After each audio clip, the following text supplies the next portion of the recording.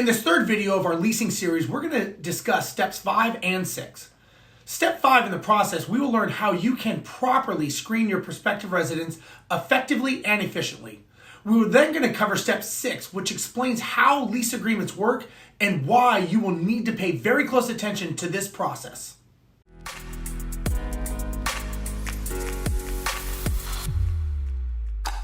Now, Vivian, when you have a rental property and you have someone that wants to rent the rental property, just because they want it does not mean that they may be a good fit for this property. So I know screening the resident is the most important thing that could make or break your whole experience as a landlord.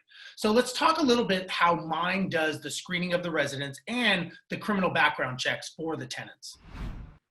Yeah, absolutely. And I do want to echo what you're saying. It's very, very important. It's not just about getting a tenant in, it's getting the right tenant in. And the screening process is what's going to help you there. So, when great property management has a system in place to screen all tenants, it could be a very manual process, where like you go into a lot of different places, you try to paint the picture of who that tenant is, but there are also a lot of tools to help you do that. At Mynd, we partner with Transunion. They're a very credible, reputable platform that we use that has a lot of data.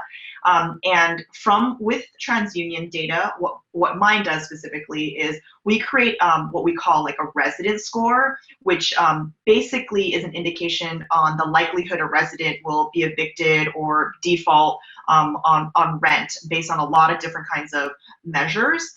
Some people use things like just the FICO score, which only measures like personal creditworthiness, but it's a little bit more, multidimensional. So you want to look at a lot of different things to make that best guess. Also, what is recommended is running a criminal background check if you can, and that adds another layer of assurance.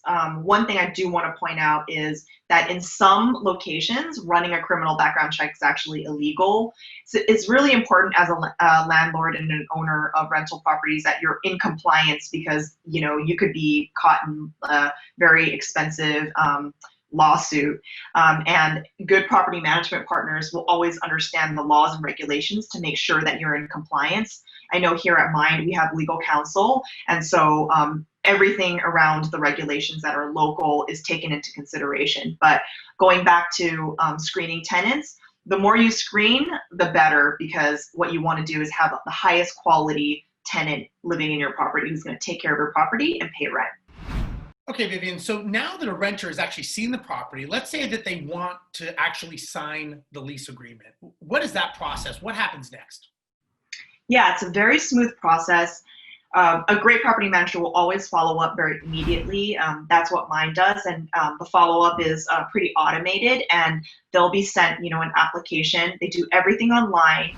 At Mynd, our applications are platform agnostic, so you can access that on Apple, Android, laptop, mobile.